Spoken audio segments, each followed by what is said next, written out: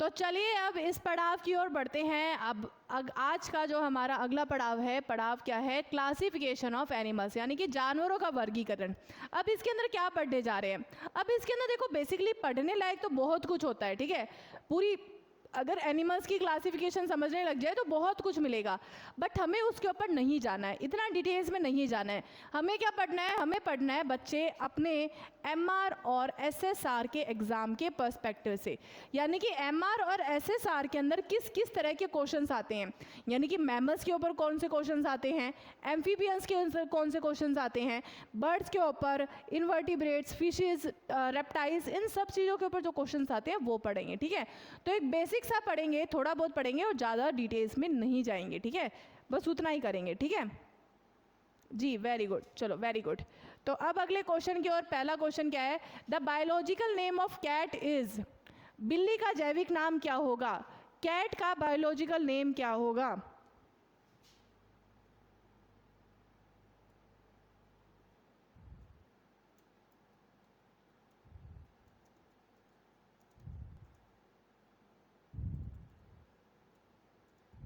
जल्दी से बताइए, कैट का बायोलॉजिकल नेम क्या होगा?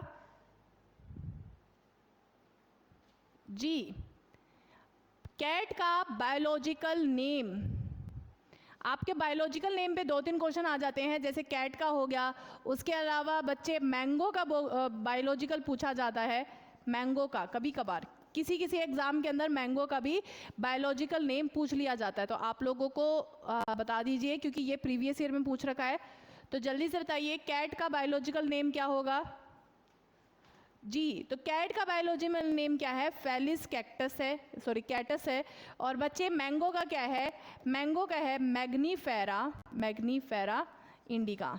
मैग्नीफेरा इंडिका किसका है बच्चे? मैंगो का है। अगला question, how do amphibians animals respire? उभयचर जानवर कैसे सांस लेते हैं? जी बच्चे, क्वेश्चन पूछा गया है उभयचर जानवर जो होते हैं वो कैसे सांस लेते हैं? फेफड़ों से, त्वचा से, गिल्स से या सभी से? उभयचर। अब बात की जाए उभयचर यानी कि एम्फीबियंस, तो पहला आपका कौन सा हो गया? उभयचर, एम्फीबियंस। एम्फीबियंस के बारे में बात की जाए तो सबसे पहले आप लोगों से ना, अगर इनके अंदर बात की जाए तो आप लोगों से 2 तरह के क्वेश्चंस आते हैं। एक तो होता है कि कौन सा कोल्ड ब्लडेड है, कि यानी कोल्ड ब्लडेड, कोल्ड ब्लडेड यानी कि किसका खून जो होता है, खून ठंडा मिलेगा, ठंडा, ठीक है। और दूसरा होता है कौन सा वार्म ब्लडेड है, वार्म ब्लडेड, कि यानी कि किसका खून जो है, खून जो होता है वो गर्म मिलता है, ठीक है, गर्म। तो फ़र्क क्या पड़ता है कि खून ठंडा है या गर्म है? तो देखो बच्चे, जो जिसके जानवर का जो ठंडा खून मिलेगा, ठंडे खून का मतलब है कि ये वातावरण के अनुकूल, ठीक है, वातावरण के अनुकूल अपने शरीर का टेम्परेचर चेंज नहीं कर सकता, ठीक है। टेम्परेचर जो है, तापमान जो है शरीर का, ठीक है, वातावरण के अनुकूल शरीर का ताप चेंज नहीं कर सकता, चेंज नहीं कर सकता। बट वार्म ब्लडेड जो होते हैं वो शरीर का तापमान चेंज कर पाते हैं। यानी कि इसका क्या मतलब है? इसका मतलब ये है कि ये अगर जैसे मछली है वो कैसी होती है?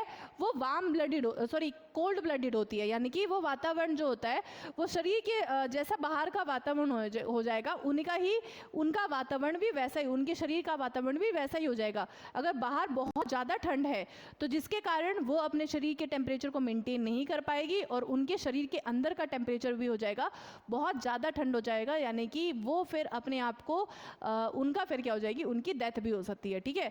तो इसलिए कहा जाता है कि कोल्ड ब्लडेड जो होती है वो अपने बाहर के वातावरण के हिसाब से चेंज नहीं कर पाती, अपने टेम्परेचर को मेंटेन नहीं रख पाती। जबकि जो गर्म खून वाले होते हैं, जैसे कि मैमल्स होते हैं, या फिर आपकी बात कर लो जो बर्ड्स होते हैं, ठीक है, बर्ड्स जो होती है वो क्या कर पाती है, अपने शरीर के वातावरण को चेंज कर पाती है। जी, कूल और वार्म ब्लडेड, ठीक है। तो ऐसे सबसे पहली बात एम्फीबियंस यानी कि उभयचर।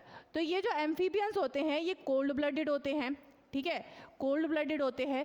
दूसरी बात, एम्फीबियंस जो होते हैं उनके अंदर क्या पाया जाता है? उसके अंदर तीन चैम्बर मिलते हैं, तीन चैम्बर मिलते हैं किसके, हार्ट के। यानी कि इनके अंदर, दिल के अंदर क्या होते हैं, दिल जो है, ठीक है, इनका जो दिल जो है उसके अंदर क्या होंगे, तीन हिस्से होंगे, ठीक है, दिल के हिस्सों में होएगा, दिल क्या होएगा, तीन हिस्से में होएगा, हिस्से में। और आखिरी बात कि उभयचर क्या होते हैं, उभयचर होते हैं बच्चे, कौन कौन से होते हैं, ये कोल्ड ब्लडेड होते हैं और हाँ ये जल और पानी में भी रहते हैं, जल और पानी में दोनों में रहने वाले। जैसे एग्जाम्पल की बात कर ली जाए फ्रॉग, जैसे एग्जाम्पल की बात कर ली जाए फ्रॉग्स जो होते हैं वो जैसे जल में भी रहते हैं और पानी में भी रहते हैं। तो आप लोग बताइए कि ये जो जल उभयचर होते हैं, अच्छा अंशु बहुत दिनों बाद ले रहे हो, आपको कोल्ड हो गया है, चलो। और ये जो सांस लेते हैं वो क्या सांस लेते हैं, सभी से, त्वचा से भी लेते हैं, गलफड़ों से भी लेते हैं और सभी से ये सांस लेते हैं। उसके अलावा बात कर ली जाए, हमारा एक और है, हमारे आते हैं फिश यानी कि मछलियाँ, ठीक है, मछलियाँ। तो मछलियाँ क्या होती है, मछलियाँ हम देखते हैं सबसे पहली बात कोल्ड ब्लडेड होती है, क्या होती है, कोल्ड ब्लडेड होती है। दूसरी बात ये किससे सांस लेती है, ये बच्चे गिल्स से सांस लेती है। मछलियाँ किससे सांस लेती है, गलफड़ों से, ठीक है, गलफड़ों से सांस लेती है। और दूसरी बात कि मछलियों के दिल के कितने हिस्से होते हैं, तो मछलियाँ के जो दिल होते हैं वो कितने हिस्सों में पाए जाते हैं, दो हिस्से में, ठीक है, दो हिस्से में पाए जाते हैं क्या बच्चे, मछलियाँ। यानी कि मछलियों के दिल आप लोगों को दो हिस्से में पाए जाएंगे, जैसे दो चैम्बर्स मिलते हैं मछलियों के अंदर, और एम्फीबियंस के अंदर तीन चैम्बर्स मिलते हैं, ठीक है। अगला क्वेश्चन देखते हैं, heart of A frog has how many chambers. चलिए, मेंढक के हृदय में कितने कक्ष होते हैं, कक्ष यानी कि वही जो मैं आपको बता रही थी चैम्बर्स, तो चैम्बर्स पूछ रखे आप लोगों के 1 2 3 या 4। मेंढक के हृदय में कितने कक्ष पाए जाते हैं,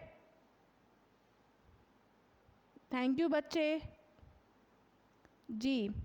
तो सभी के सभी बच्चे क्लास को लाइक करना ना भूलिएगा और उसके साथ में चैनल को भी सब्सक्राइब करना ना भूलिएगा, ठीक है। और आज पता नहीं क्या हो रहा है, आज काफ़ी कम बच्चे आ रहे हैं, मतलब पता नहीं शायद बायोलॉजी ज़्यादा अच्छी नहीं लग रही है उन्हें जी। कितने, रणजीत मैंने अभी अभी तो बताया कि मछलियों के अंदर आपको क्या मिलेगा, फिश, यानी कि मछलियों के अंदर आपको दो चैम्बर मिलते हैं। और एम्फीबियंस यानी कि मेंढक क्या होते हैं, मेंढक किसके अंदर इंक्लूड होते हैं, एम्फीबियंस के अंदर इंक्लूड होते हैं। एम्फीबियंस यानी कि उभयचर के अंदर इंक्लूड होते हैं। और ये किसे, मेंढक जो होते हैं उनके कितने चैम्बर्स होते हैं, 3 चैम्बर्स होते हैं। इतना कंफ्यूज कैसे हो सकते हो भाई, समझ में आ गया, गर्मी है ना, वेडिंग फोटोग्राफर, अच्छा गर्मी है इसलिए। चलो अगला question, the mammal that lay eggs is called. जी, अंडे देने वाला स्तनपायी कौन सा कहलाता है, वॉलरस, प्लेटिपस, कैट या कंगारू। मैमल ऐसा जो कि क्या है, एक ऐसा स्तनपायी, मैमल क्या होता है, स्तनपायी होता है। तो आपको क्वेश्चन पूछ रखा है जो एक ऐसा कौन सा स्तनपायी है जो कि अंडे देता है जी।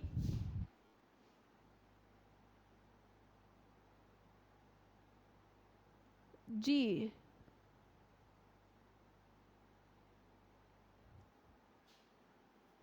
अच्छा, रंजीत हमेशा यही बोल जा रहा है, कभी वो बोल रहा है मैडम समझ में नहीं आ रहा, कभी वो बोल रहा है कि ना मैडम धीरे धीरे करवा रहे हो, कभी बोल रहा है ये, कभी बोल रहा है ये।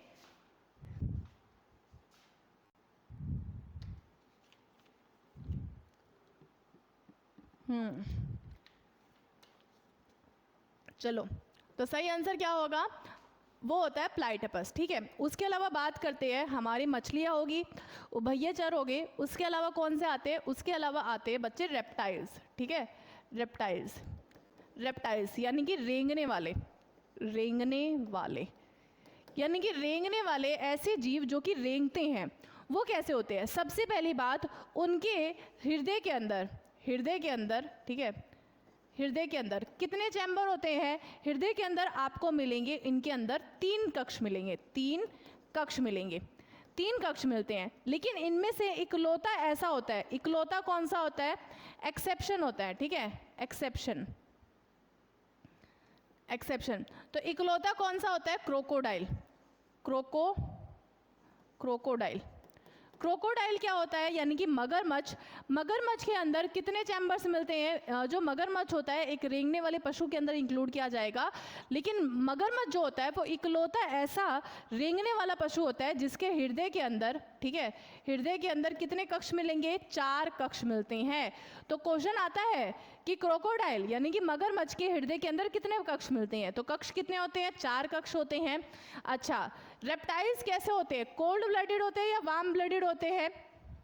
रेप्टाइल्स कैसे होते हैं? वो बच्चे कोल्ड ब्लडेड होते हैं, ठीक है, कोल्ड ब्लडेड होते हैं, यानी कि उनका खून कैसा होएगा?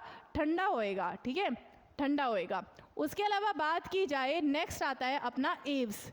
एव्स यानी कि बच्चे उड़ने वाले, यानी कि पक्षी।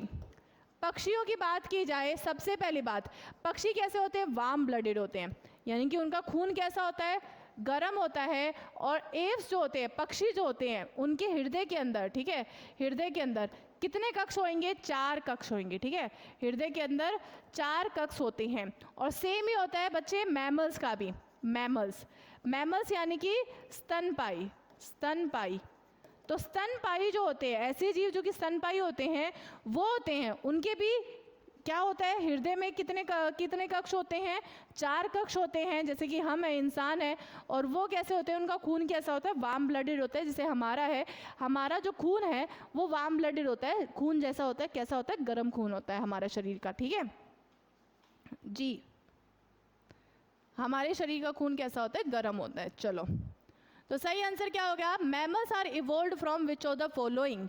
जी, स्तनधारी जो होते हैं निम्नलिखित में से किससे विकसित हुए हैं?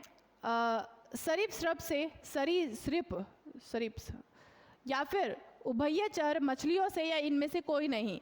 मैमल्स जो हैं वो एक्चुअल में इवॉल्व किससे हुए हैं? मैमल्स अलग होते हैं हालांकि, और मैमल्स की कैटेगरी में कौन कौन से आते हैं? जैसे वेल होता है, मैमल्स की कैटेगरी में आता है। उसके अलावा जैसे बैट होता है, चमगादड़, जो कि किस में आता है? हमारे मैमल्स की कैटेगरी के अंदर आता है। डॉल्फिन होती है, डॉल्फिन आप लोगों ने नाम सुना होगा, ये भी किसके अंदर कैटेगरी के अंदर आएगा? हमारे मैमल्स की कैटेगरी के अंदर आता है। एक होता है जो कि मैमल की कैटेगरी के अंदर नहीं आता, वो मछलियों की कैटेगरी होता है, वो होती है शार्क। शार्क जो होती है वो मछलियों की कैटेगरी में आती है, ठीक है, वो मछली के अंदर आएगी। तो जल्दी से बताइए सही आंसर क्या होगा?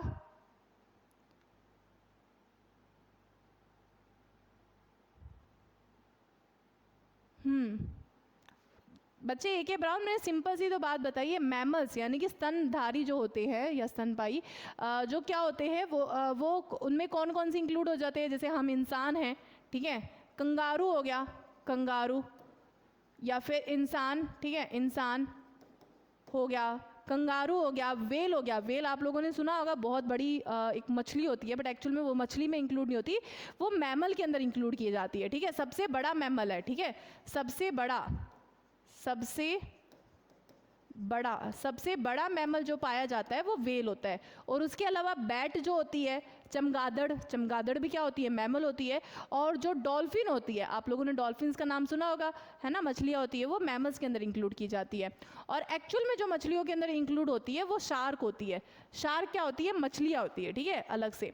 और जो मैमल्स जहाँ से निकले हैं, स्तनधारी जहाँ से निकले हैं, वो सरीसृप, रेप्टाइल्स जो मैंने आप लोगों को बताया है, जिनमें से एक एक्सेप्शन आप लोगों को क्या मिलेगा?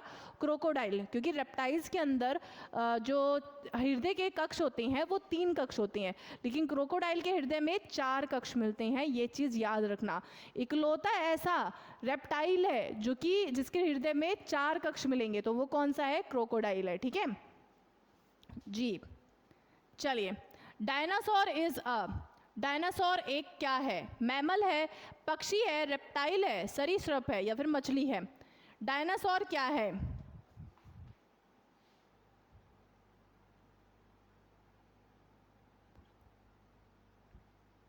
सबसे बड़ा बता दिया ना, ब्लू वेल जो होती है, वेल बताया मैंने, और वेल के अंदर भी ब्लू वेल जो होती है वो सबसे बड़ी मैमल होती है, ठीक है, सबसे बड़ी मैमल होती है जी। जल्दी से बताइए।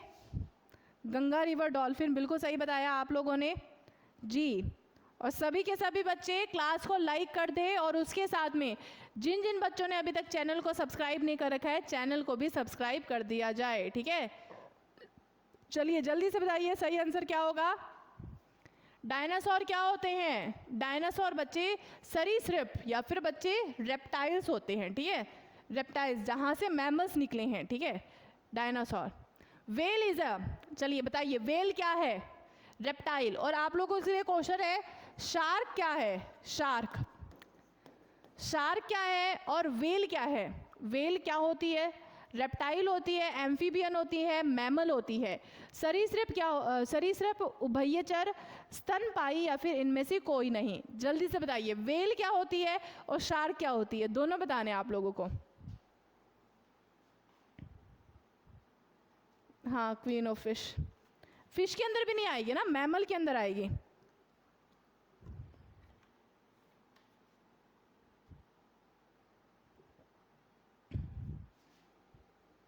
चलिए जल्दी से बताइए कि वेल क्या होती है एक तरह की। जी एम्फीबियन किसने आंसर दिया अभी? ये गूगल पे तो जानबूझ के गलत आंसर दिए जा रहा है क्या? इतनी देर होगी मैं देख रही हूँ। जो इतना आसान क्वेश्चन होता है ना, जो सब लोगों को आता है कि भाई हाँ भी मैडम ये होएगा, ये जानबूझ के गलत ही आंसर दिए जा रहा है। पता नहीं क्या ही शौक आ रहा है तुझे। देख रही हूँ मैं तेरी हरकतें, ठीक है, फिर बताऊंगी तुझे अंदर को मैं। वेल क्या है? एक तरह की स्तनपायी है। और शार्क क्या होती है? सभी आंसर बताओ, शार्क क्या होती है? आंसर नहीं बताया अभी तक। वेरी गुड जी, गोला वैष्णव पंडित, आप अभी तक आए नहीं थे। गोला वैष्णव पंडित जी। शार्क क्या होती है? शार्क मछली होती है, ठीक है, मछली, मछली के अंदर इंक्लूड की जाएगी शार्क को, ठीक है। तो वेल और शार्क में ना अक्सर बच्चे कंफ्यूज हो जाते हैं, तो ये एक बात इस चीज़ का याद रखना। शार्क होती है मछली होती है और वेल क्या होती है? मैमल होती है, यानी कि स्तनपायी होती है, ठीक है। चलो अगला question, which of the following is not a mammal? निम्नलिखित में से कौन सा स्तनधारी नहीं है?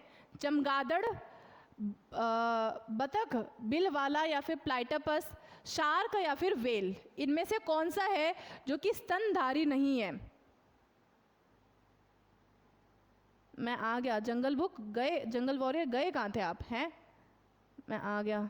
विनीत, जय हिंद, कैसे हैं आप? विनीता आप पहली बार देखा है विनीता? आपको पहली बार आए हैं क्या विनीता आप? चलिए बताइए कौन सा ऐसा जो जानवर है जो कि स्तनधारी नहीं है? चमगादड़, बतख, बिल वाला, प्लाइटपस या फिर शार्क या फिर वेल। स्तनधारी कौन सा नहीं मिलेगा? जल्दी से बताइए, आसान सा क्वेश्चन है जी। Shark, okay. ए, कुलदीप ने ए आंसर दिया है। नहीं बच्चे, चमगादड़ तो मैमल होती है, स्तनधारी होती है। कौन कौन सी होती है? चमगादड़ होती है, ठीक है, उसके अलावा इंसान भी होते हैं, उसके अलावा कंगारू भी होता है, ठीक है, कंगारू, उसके अलावा वेल भी होती है, लेकिन शार्क नहीं होती है। क्यों नहीं होती है? कि शार्क आती है मछली के अंदर, ठीक है, मछली के अंदर शार्क इंक्लूड होती है। ओह चलिए